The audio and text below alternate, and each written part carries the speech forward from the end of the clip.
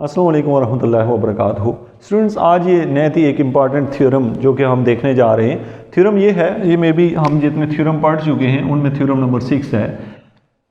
इसे प्रीवियस आप लेक्चर देखें और ऑल थ्योरम जो है मैट्रिक्स स्पेस के तैयार करें।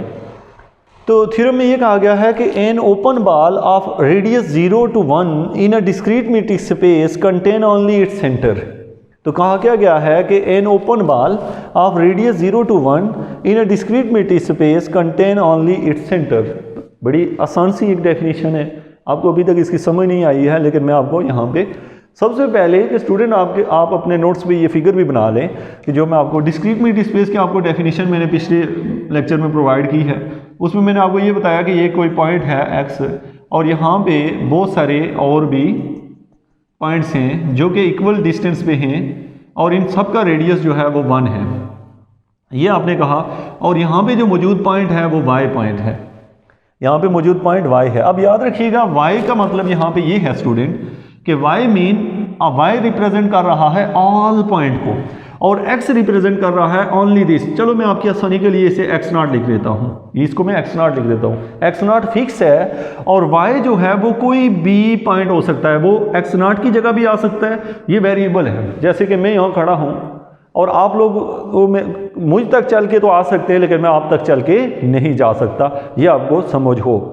अब ये कि सारे के सारे तो जो ये y है क्या रिप्रेजेंट कर रहा है, ऑल पॉइंट को। ऑल पॉइंट मीन जितने भी ये बाउंड्री पॉइंट हैं और इंक्लूडिंग, यानी इस y के अंदर बहुत सारे y पड़े हुए हैं जिनमें से एक x0 भी, यानी कि ये y किसको रिप्रेजेंट कर रहा है, ऑल को। तो x0 y1 y2 इस तरह के बेच मारे आप। तो अब डिस्क्रीट मैट्रिक्स स्पेस की क्या डेफिनेशन होती है, पहले मैं वो लिख देता हूँ ताकि थ्योरम आप बिल्कुल आराम से प्रूव कर सकें। तो आप कहते हो distance between x and y equal होता है 0 के या 1 के।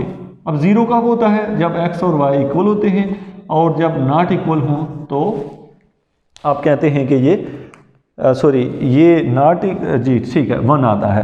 तो ये डिस्क्रीट मैट्रिक्स स्पेस की डेफिनेशन है और इसकी डेफिनेशन ये होती है कि अगर x और y, x मीन के यहाँ x0 है, x0 जो फिक्स मैंने किया हुआ है ये है कि मैं कह रहा हूँ कि अगर x0 और y 0 होंगे, अगर x0 और y इक्वल होंगे, मीन अगर y इसी के ऊपर आ गया, फिक्स आ गया, इसके ऊपर आ गया, तो फिर डिस्टेंस 0 हो जाएगा और अगर y वहाँ पे हुआ तो डिस्टेंस 1 होगा। अब देखिए हमने थ्योरम क्या है, हमें कहा ये क्या है, an open ball of radius. अब वो कहता है एक ऐसी ओपन बॉल बनाओ जिसका रेडियस 0 और 1 के दरमियान में हो, जिसका रेडियस ना तो 0 हो ना 1 हो, एक ऐसी बॉल बनाओ। तो शो करो कि उसके बनानी कहाँ है, डिस्क्रीट मैट्रिक्स स्पेस के अंदर बनाओ, तो उसके अंदर सिर्फ उसका सेंटर आएगा। तो अब मैं इसको कैसे, सबसे पहली बात है कि ओपन बॉल की डेफिनेशन क्या होती है। तो मैं यहाँ पे ओपन बॉल की डेफिनेशन लिखता हूँ, क्या होती है वो b, और उसका सेंटर जो है ये वाला सेंटर, इसको मैंने लिखा bx0। अब मैंने यहाँ पे लिखा है bx0 और इसका रेडियस जो है वो मैंने r ले लिया। इसकी डेफिनेशन के मुताबिक मैं इसे लिखने लगा हूँ, ये इक्वल होगी किसके, पॉइंट के, y के। याद रखें कि मैंने डेफिनेशन आपको ओपन बॉल की शुरू से मेरे लेक्चर देखें तो आपको समझ आएगी कि यहाँ पे जो पॉइंट x0 लिया, यहाँ पे वो नहीं लिया, ये y जनरल पॉइंट है, तमाम को रिप्रेजेंट कर रहा है y, और y बिलोंग करता है x से। और मैं यहाँ पे ये कह रहा हूँ कि डिस्टेंस बिटवीन x और कौन सा पॉइंट है, x0 और जो y है वो लेस देन 1 लिया, क्योंकि रेडियस मुझे 1 दिया गया है।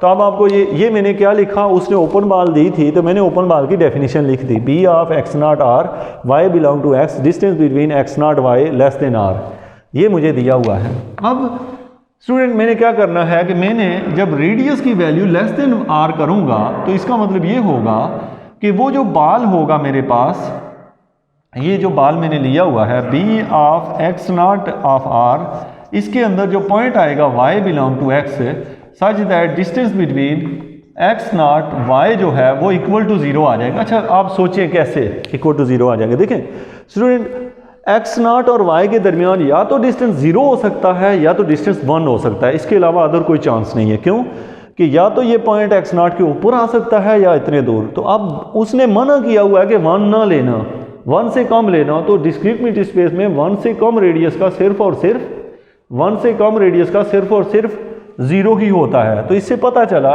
कि डिस्टेंस बिटवीन एक्स नॉट और वाई जो है वो ज़ीरो दे रहा है। तो इससे पता चला कि यहाँ से पता ये चला है, दिस इम्प्लाइज दैट जो एक्स नॉट है वो बेसिकली वाई के इक्वल है।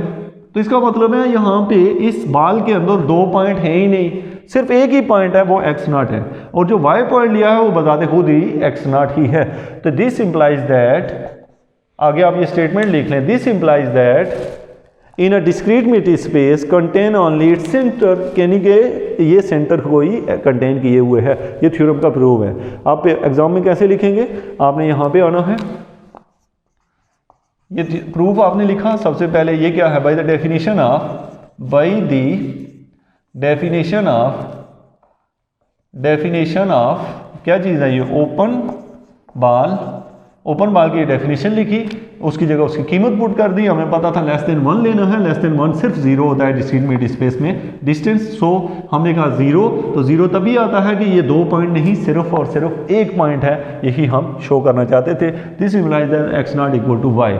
तो स्टूडेंट इसके रिलेटेड आपका अगर कोई क्वेश्चन है तो ज़रूर आप मुझसे पूछ सकते हैं। Thank you very much.